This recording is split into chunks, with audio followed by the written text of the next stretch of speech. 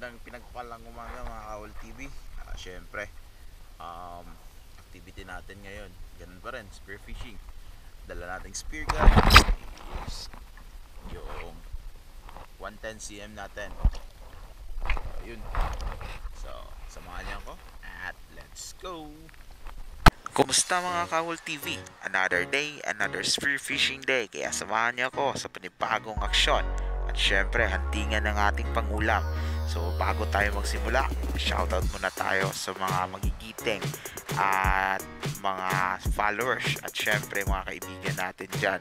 Salamat sa suporta kay Joel Bello Vlog, Harry Utok, Chan Spear Linaw, Marlo Mulasco, Ramon Scampo, at Rodel Lipures. At salamat nga pala sa mga kaibigan at kapamilya natin. So syempre, bago tayo pumunta sa mga malalim na part, so dito muna tayo, shallow water hunting.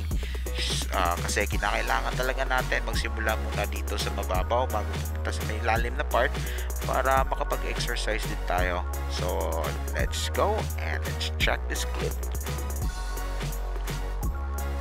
Ayun, mga mullet fish kita natin. So pag ganyan, ambush lang tayo. Scratch tayo ng konti sa ating spear gun, at pag medyo malapit na, then I take a shot.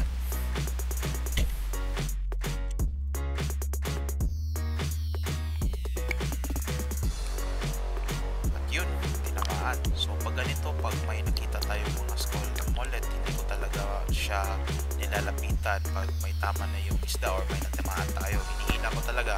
Kasi, ewan ko ba, yung mga isdang to, hindi masyadong matalino. Uy, sayang. So, yun, nakatakas. So, balik tayo ulit. So, sabi ko, hindi po ganong matalino yung isdang to.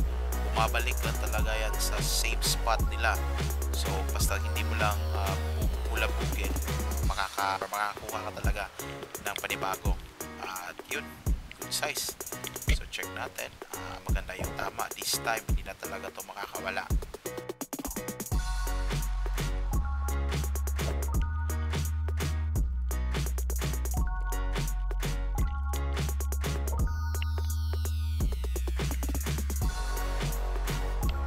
At yun, tapos na tayo sa shallow water part. So dito nag-deep dive na tayo around 10 or 8 meter deep. May nakita tayo or may nakitspatan tayo dito na part na isang rainbow runner. So kaya ako binalikan at chinek kung lalapit ba. At syempre hanap tayo ng magandang spot or magandang pwesto, yung hindi tayo masyadong nagagalaw ng current sa ilalim ng tubig. So dito napakaganda ng spot. Syempre pag ganito, palagi talaga hindi talaga mawawala yung technique natin, yung fish calling. So let's check the clip.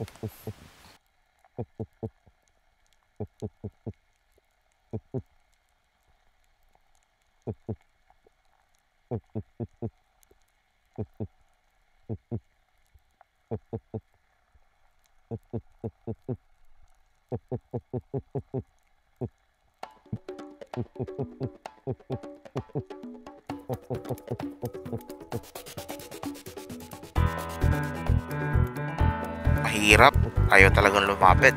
So ngayon sobrang hilap na ng mga isda natin. May nakikita din tayo isang golden trevally, ayaw ring lumapit. So dahil sa sobra or maraming activity yung dagat, hirap na talagang lumapit masyado yung mga isda. So baka next week na ako babalik na pamamana. So dito may nakita tayo isang maliit na grouper.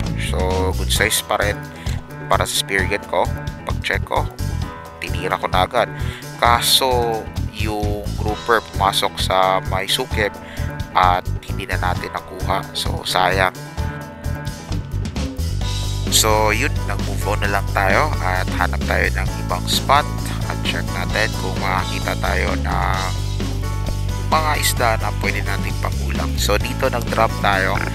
May nakita tayo isang school of big ice cat, yung good size na rin pang prito. So syempre sabi ko yung dala nating spear gun, pang ulam lang talaga halos pag ito yung spear gun na gamit ko. So pag check natin, Good size, hanap tayo or kuha tayo ng isa, kahit isa lang, and took the shot.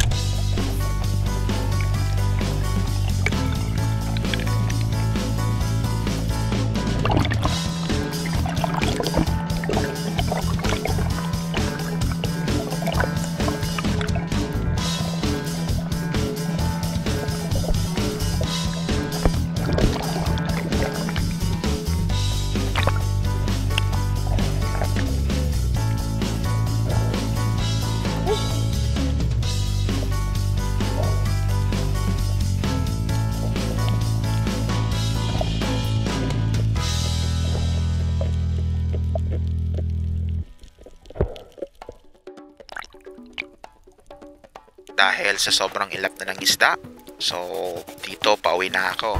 May nakita akong isang needlefish ubalo, kaya tinira ko na rin pang pamasahe. So syempre may pangulam na tayo. May isang bigay scad, isang mullet or banak, at may needlefish na tayo. So goods na yun.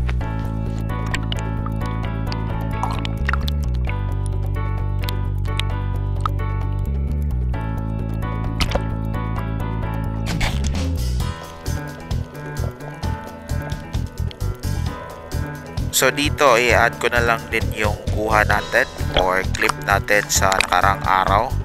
So quick dive, solo dive lang tayo. 7 AM morning, sobrang low tide. Dito may nasapatan tayong mga malalaking isda sa ilalim. So syempre pag umaga nagre-relax muna ako sa itaas. Sobrang taas ng relaxation natin. Mga 6 to 7 minutes tayo bago mag deep dive. So let's check the clip and let's go.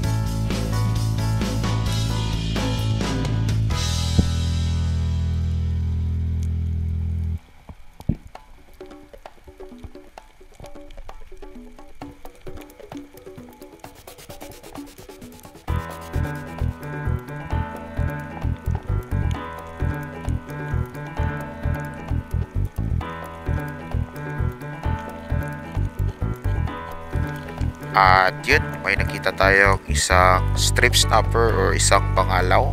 So syempre chinek ko, good size, kaya titirahin na natin. Goods na to, pang ulam.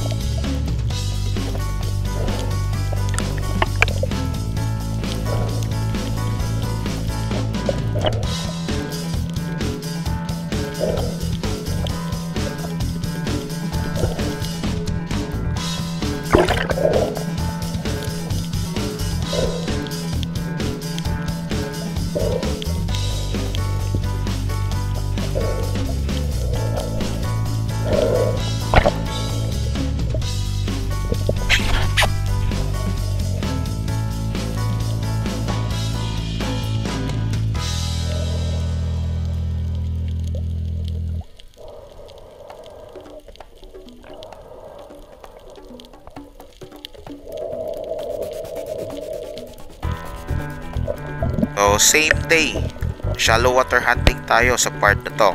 May nakita tayong mga timbungan or mga goldfish. So pag dito, gamit nating taktika, syempre yung casting. At yun, pagkatapos ng casting, aim natin yung pana natin, and then I took the shot. At dito magtatapos ang ating video. At syempre, salamat sa mga nanonood at ang mga kaspero natin dyan sa south side or malapit lang dito sa Malboal. Baka naman may maganda kayong spot, pag-share naman para sabayan natin.